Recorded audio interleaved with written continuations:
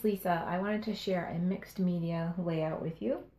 I was actually inspired by Irite. She does some awesome process videos and gives me tons of inspiration. So I kind of had a little marathon watching her YouTube videos this morning, and gave me some inspiration to go ahead and work with some different types of mixed media. I actually just ordered some gelato, so I'm really excited. Those will be here tomorrow, and I'm really excited about using those. I haven't used anything like that before. I've dabbled with a little bit of watercolors, but not real good at it. So anyway, so what I did was I have this photo that it's a photo of a felted bag that I designed, and I used to do a lot of knitting, felting, things like that, and spinning wool.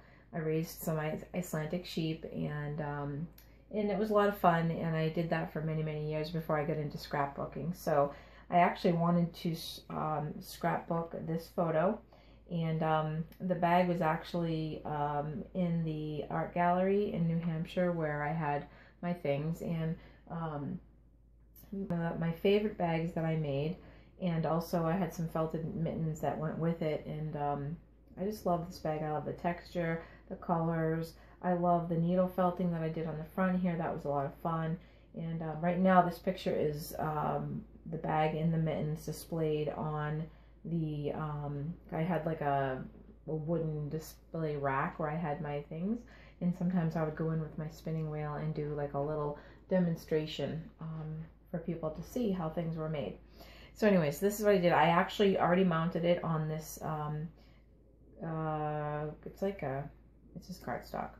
I'm trying to use up my December and January Scraptastic kits. I have some scraps left over, and I really just wanted to play with some banners and do some layering, and also use up some of my embellishments so I can get into my February kit. So I started already just to save some time. So what I did was I went ahead and mounted a piece of white cardstock that I applied gesso to and distressed the edges a little bit to one of the pieces of cardstock that came in the kit, kind of just to add a little bit of color around the edge. And I kind of thought about doing a little bit of modeling paste just to add a little bit more texture.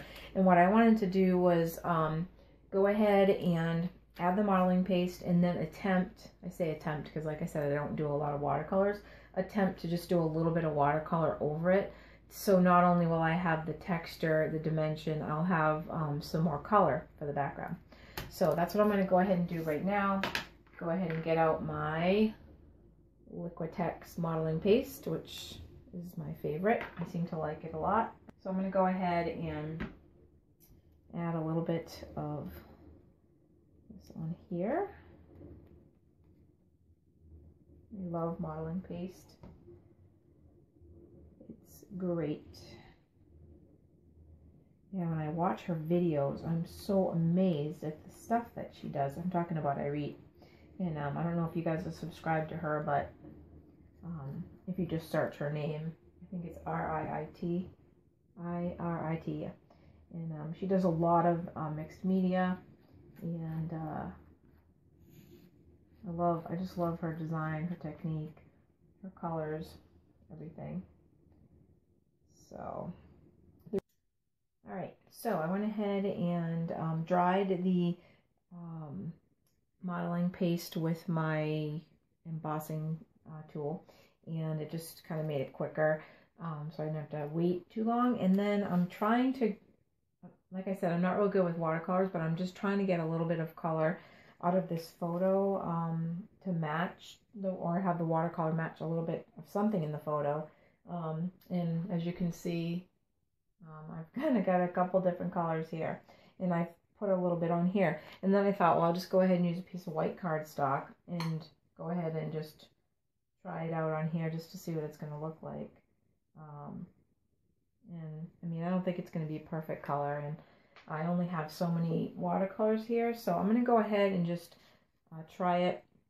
And some of this part here that I kind of trialed on will be behind the photo. So let's go ahead and just do a little experimenting here, I guess, right? Gotta learn how to experiment.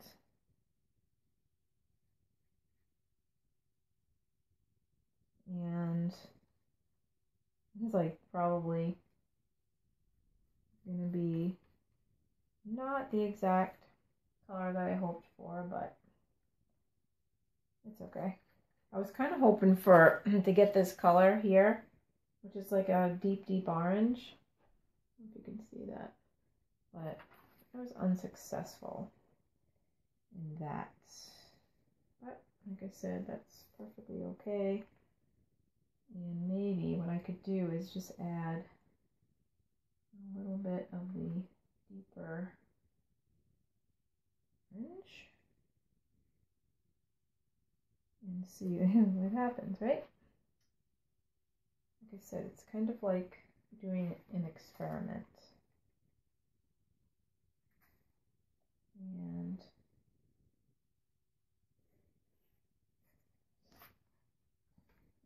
all right, so I finished doing a little bit of watercolors, and I guess I got the color that I was looking for. So I'm going to go ahead and start doing some layering. Now, some of the scraps that I have left over, I went ahead and just took some of the Distress ink by Tim Holtz. It's the Vintage Photo. Kind of wanted to give it like an old look, and where this handbag is against this really antique looking board here, the gallery was really old and it was maintained very well, so it was a gorgeous gallery built in this old barn. So I kind of wanted to give it like an old type look, so I went ahead and did the distressing all around my scraps. So I'm going to go ahead and start doing some of my layering. And oh, I hope I don't run out of tape, because the simple fact that I just put an order in, I think it was Joann's was having 50% off, so I went ahead and ordered a bunch of my Tombow tape. And so yeah, I'm just hoping I don't run out of tape, because that would really stink. I mean, I have glue, I guess, as a backup, but the tape's much easier, much quicker. So I'm just kind of doing my layering with my scraps here.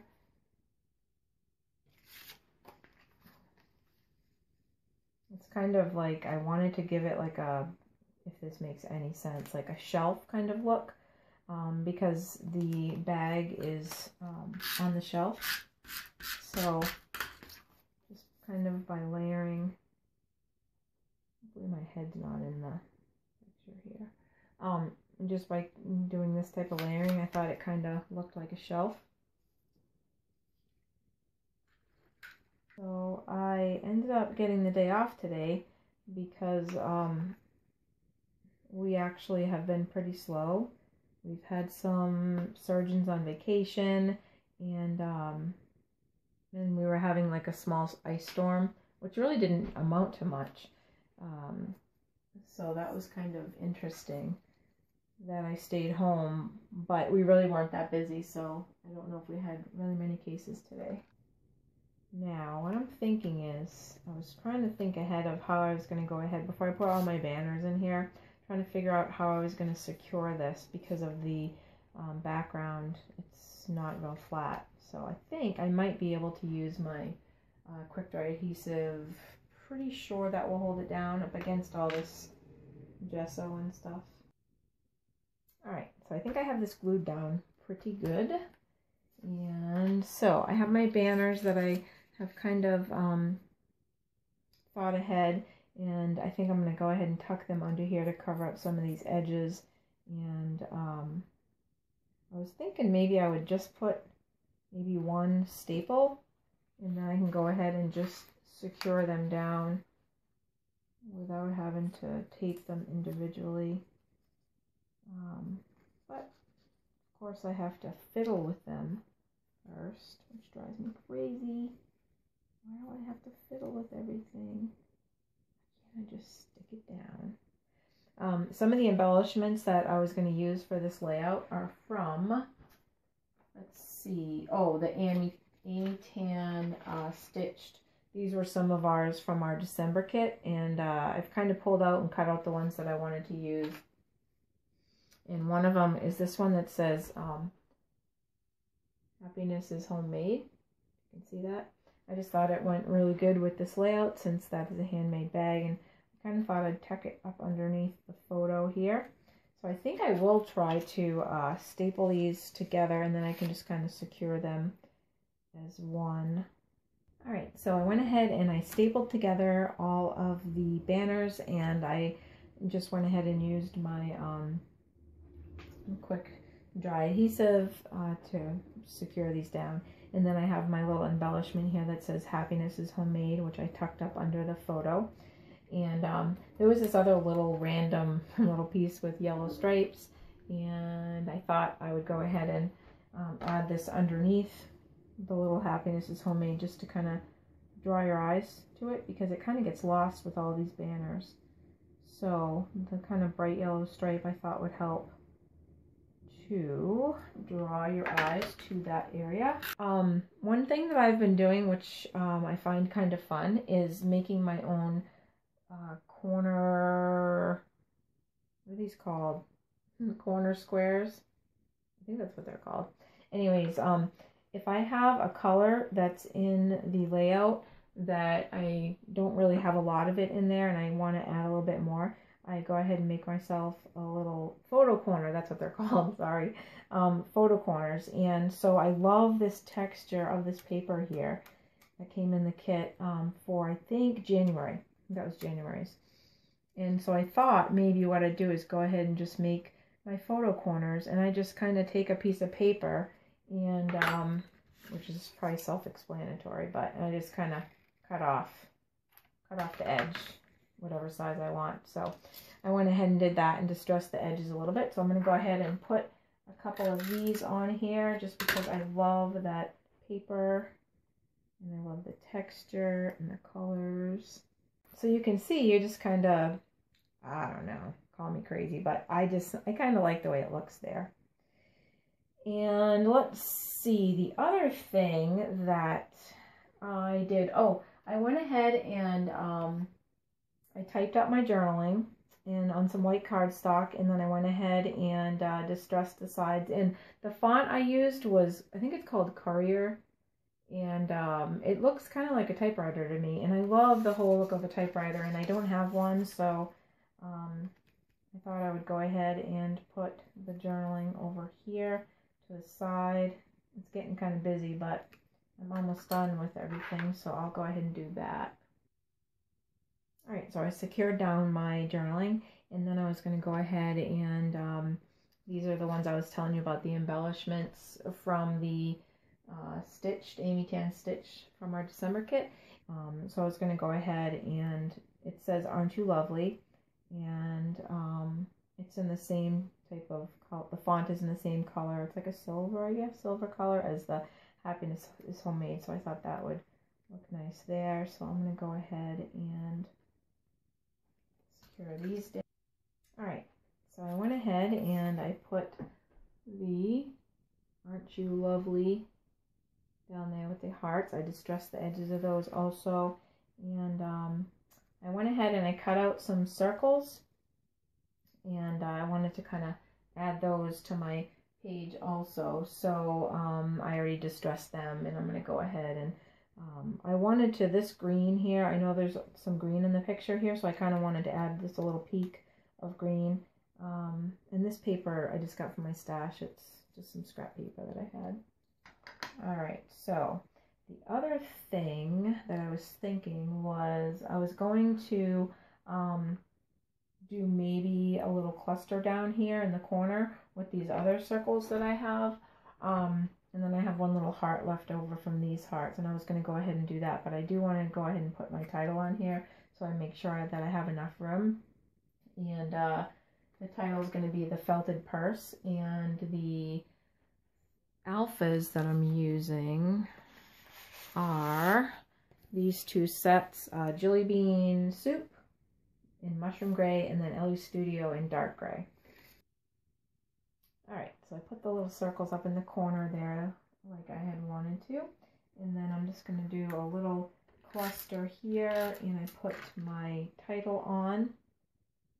And I'm going to go ahead and just do a little tiny cluster here with the circles. Then I might just add a couple of arrows pointing towards the journaling, and then probably just call it done. Oh, of course, enamel dots. Can't forget the enamel dots and maybe some mist.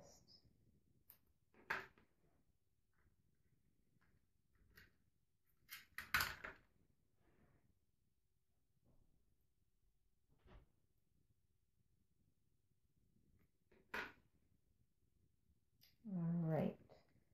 And I have this little arrow puncher, and I just cut out some arrows that I was going to use to kind of point over here to the journaling. A tiny dot of adhesive to hold them down. And then this video wasn't too long.